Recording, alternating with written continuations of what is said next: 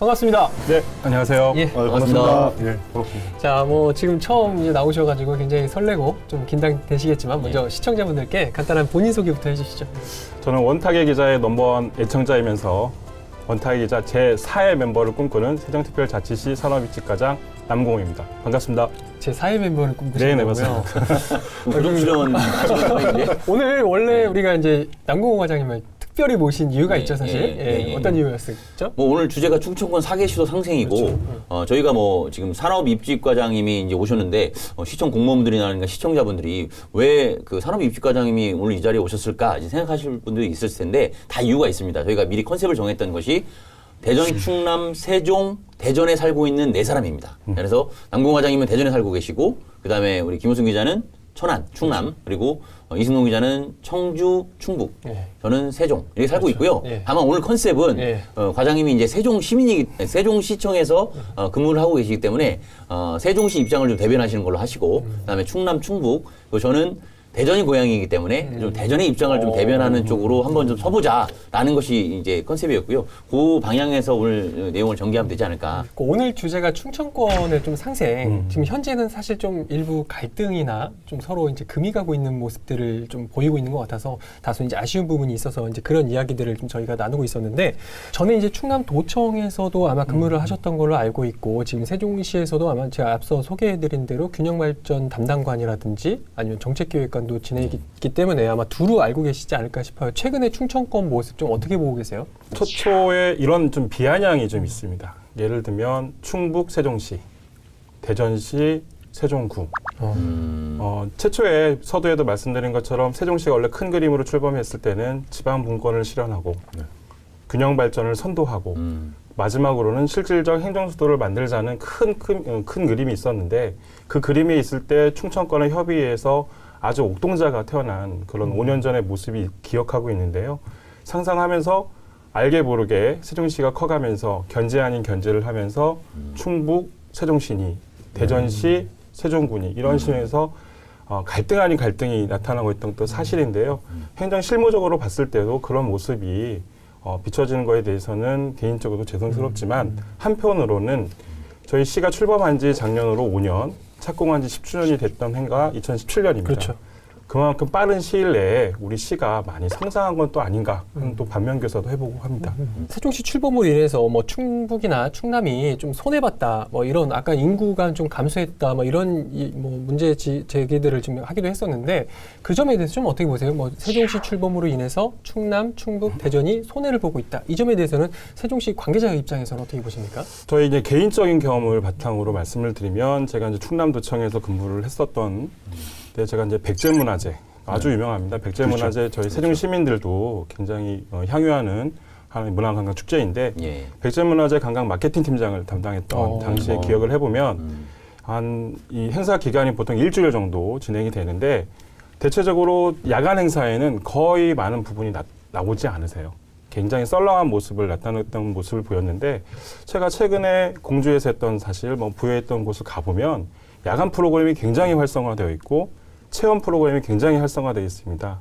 주로 가족들을 손을 잡고 와서 아버지가 아들에게, 어머니가 딸에게 이렇게 같이 즐기는 모습을 많이 봤는데, 이게 아마 눈에 보이지 않는 세종시의 효과가 아닐까, 제 경험에 바탕 말씀을 드릴 수가 있고, 또 하나를 말씀을 드리면 대전의 중앙시장, 그다음에 청주의 그 육거리 시장, 뭐 이런 데 시장 활성화에 가서 개인 체험 활동도 굉장히 많이 하는 거로 저희는 알고 있습니다. 그래서 꼭 인구가 단순 지금 제로섬 게임처럼 한 명이 늘었다, 줄었다 이런 가지고 설명하기에는 시민들이 느끼는 체감 정도에서 봤을 때는 여기가 충북, 세종, 충남이 갈등하는 모습을 느끼지 않지 않을까, 그런 생각을 좀 하고 있습니다. 말씀하신 대로 좀 민간 영역에서는 사실 굉장히 좀 교류가 많이 활발해지고 있는 것들이 사실 있어요. 뭐 예를 들자면 방금 말씀하신 대로 대전이나 충북 같은 곳에 시장을 주로 가서 이제 세종 시민들께서 이용을 하신다든가, 뭐 아니면 뭐 관광을 잠깐 뭐 가신다든가, 뭐 이런 것들이 있기 때문에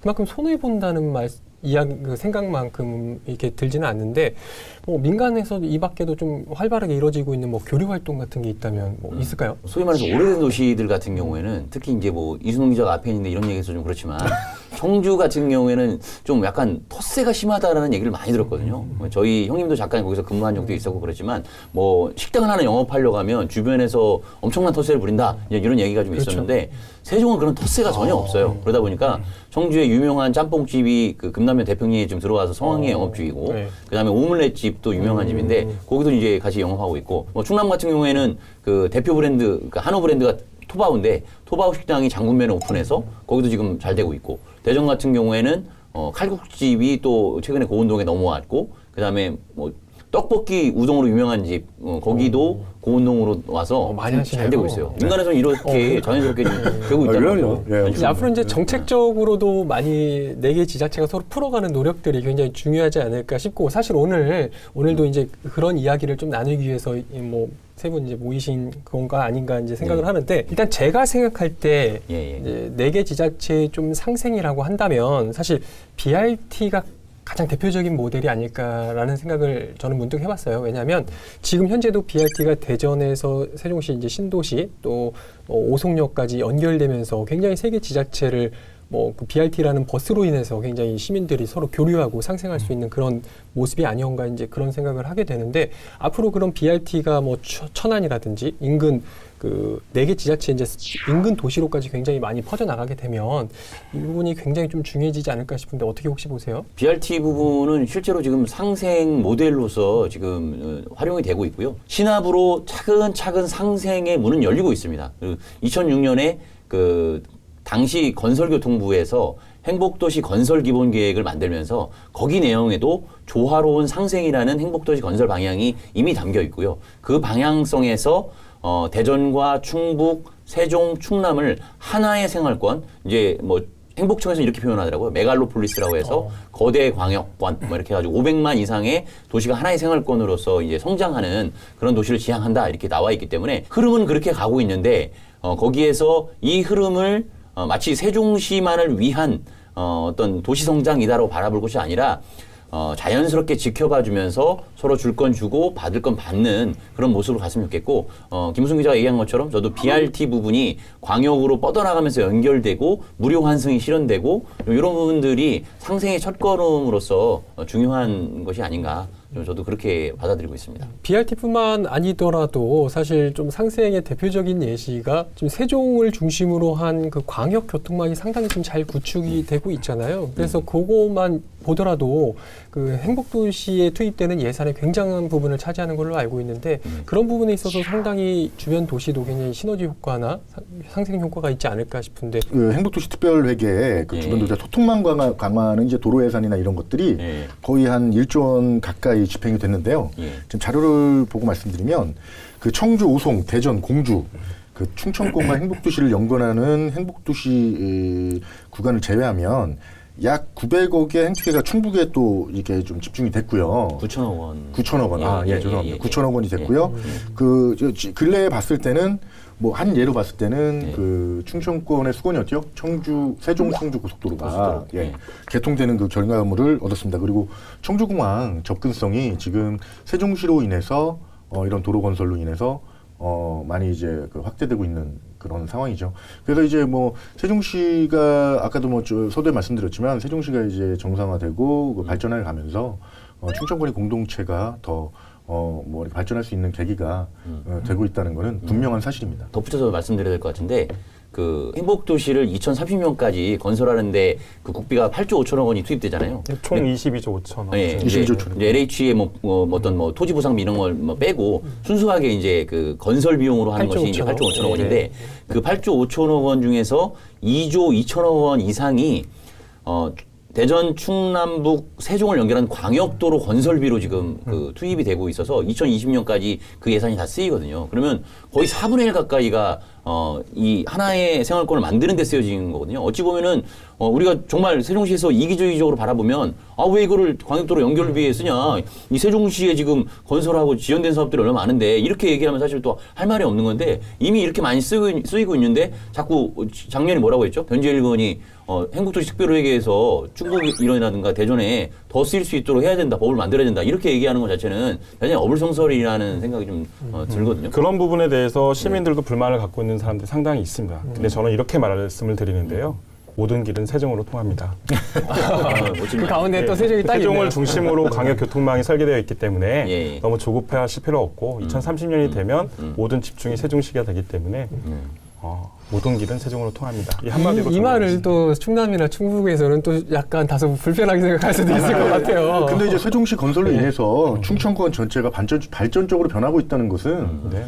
누구든 인지하고 계실 거예요. 제가 봤을 때는 그렇습니다. 예. 뭐 건설, 경제 이런 것들이 뭐 대전시 지금 건설 업체들도 세종시로 하여금 지금 이제 기성의 실적이나 이런 것들이 한번 조사를 해보시면 많이 성장세를 거치고 있기 때문에요. 대전 지역 경제 그리고 뭐 충북 지역 건설사들뿐이 아니라 그리고 뭐 도로 여건 이것들 보면 세종시로 하여금 발전되고 있다는 거는 누구나 알고 있는 사실입니다. 그 상대적 예시를 들어드리면 저희가 지금 하고 있는 산업 입지과 업무가 주로 산업단지 분양과 관련된 업무인데요.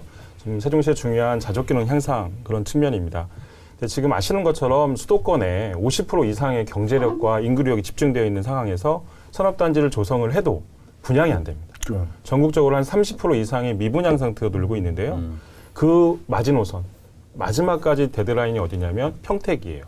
평택은 그것도 그나마 삼성이 투자를 했기 때문에 산업단지가 분양이 되는 것이고 평택을 제외한다면 수원 이상 내려가면 산업단지는 분양이 안 됩니다. 최근 예를 들면 천안도 굉장히 산업단지 미분양으로 최근까지 고민생을 굉장히 많이 했거든요. 세종시 출범 이후에 그 나머지 미분양 산업단지가 다 분양이 됐어요. 세종시는 100%라는 말씀이신가요? 일단 천안이 천안. 100%가 됐고 그 이후에 세종시도 지금 분양 중에 있는데 네. 작년까지 저희가 분양한 모든 산업단지가 100% 분양이 됐고요. 입주까지 명확산다는 된 상황이고 그래서 불이 났게 작년에 2개의 산업단지를 또 추진하고 있고 그런 상황이고요. 마찬가지로 오송도 제1국가산단, 제2국가산단이 있는데 제1국가산단에 210개의 기업이 있다고 들었습니다. 근데 제2국가산단이 최근에 분양이 굉장히 어려움을 겪고 있다가 세종시의 효과라고 저는 생각을 하는데 최근에 다 분양을 완료했다는 소식을 듣고 이게 눈에 직접적으로 보이는 가시적인 성과가 아닐까 하는 생각도 하는 그러면 세종시의 이제 수건이죠. 국가산단 이제 유치하는 거.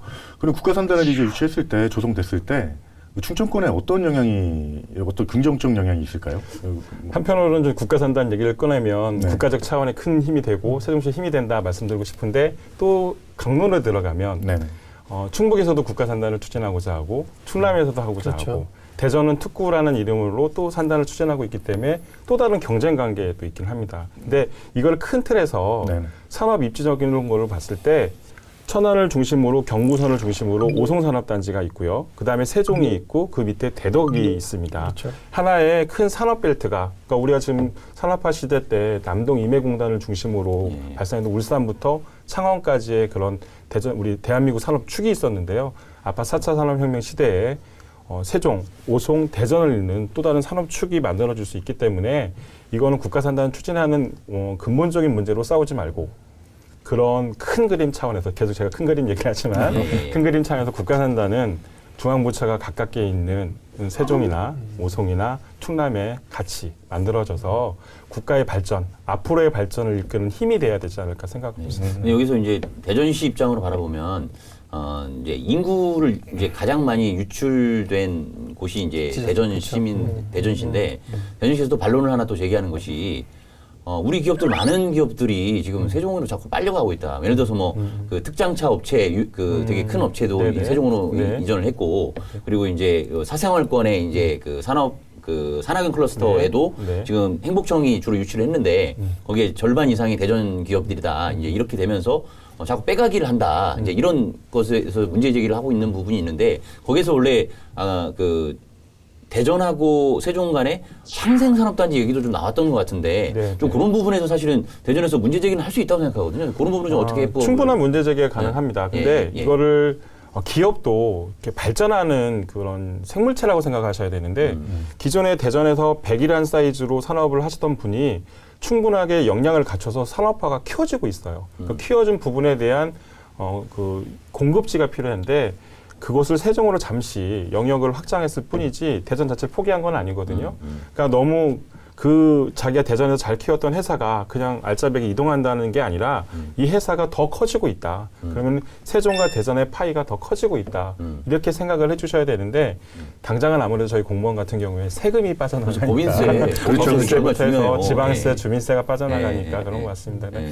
또 말씀드린 상생산업단지 아주 좋은 산업단지예요. 그래서 지금 국가산업단지와 연계해서 그다음에 과학벨트 산업과 연계해서 대전이 갖고 있는 과학특구의 기능과 세종시가 갖고 있는 행정수도의 기능이 융합이 되면 세계에 미국에 있는 실리콘밸리 같은 우리의 큰 자랑거리가 만들어질 수 있다라면서 상생산업단지를 준비하고 있는데 말씀드리긴 그렇지만 대전과 세종시를 만들 때 세종시가 주변 지역을 대전과 붙을 걸 연담화를 방지하기 위해서 주변 지역을 이렇게 바꿨던 게 있는데요. 그린벨트. 저희가 해야 될 수 있는 그 상생산업단지가 그린벨트로 묶여 있기 때문에 이 부분은 좀 더 큰 호흡을 가지고 추진을 해야 될까 생각하고 있습니다. 사실 상생과 관련해서는 워낙에 범위가 광범위하기 때문에 사실 오늘 밤을 새도 그렇죠. 네, 다 끝을 못 냅니다. 계속 압박이 오고 있는데 마무리를 해야 될 것 같아요. 그래서 자, 세 분께서 충청권 4개의 시도가 앞으로 좀 상생을 위해서 뭐가 가장 중요하다고 보시는지 짤막하게 한마디씩 좀 정리를 부탁드릴게요. 먼저 이택 기자부터 하실래요? 할까요? 저는 되게 좋은 기운이 움트고 있다고 생각합니다. 그동안의 갈등 모습도 많이 비춰졌지만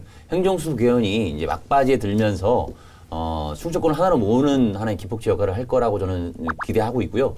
그리고 이제 좋은 기운이라고 말씀드린 거는 1월 25일 날 충청권 상생협력기획단이 세종시청에서 현판식을 갔습니다. 그동안 충북, 그다음에 충남, 대전을 거쳐서 올해 세종으로 전진기지가 옮겨왔습니다. 그래서 이게 되게 좋은 기운이라고 저는 생각을 하고요.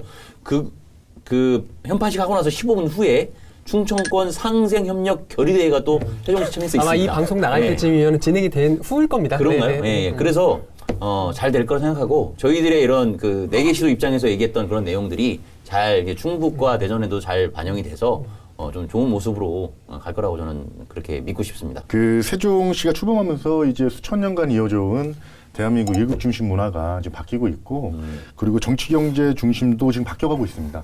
그래서 공동체, 우리 충청권 공동체 발전이 가장 중요한 거고 상생 협력이 중요한 겁니다. 좀 전에도 말씀하셨듯이 정치적 셈법 적용보다는 어떤 뭐 택시 문제에서는 주민 편의, 뭐 KTX 문제에서는 서로 이해, 뭐 소통, 그리고 더 발전할 수 있다는 거 아까도 말씀드렸잖아요. 분명히 발전하는 게 있습니다. 그리고 세종시가 없었더라면 먼저 생각했으면 좋겠어요. 지금 그 상황을 한번 생각해봐 줬으면 좋겠어요. 남궁 과장님 마지막 정리 네네. 한번 해주시죠. 저는 한마디로 정리를 하면 예. 한지붕 네 가족이다.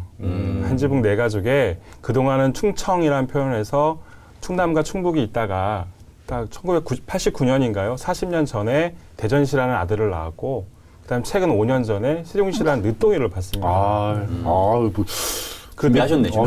그 늦둥이가 한 가정에 생기를 불어넣는 거를 우리 주변에 많이 보고 있잖아요. 이 좋은 말씀이시다. 충청이라는 큰 집에 생기를 불어넣는 세종이라는 막내 아들을 잘 보살펴 주시고 우리 가훈을 잊지 말자.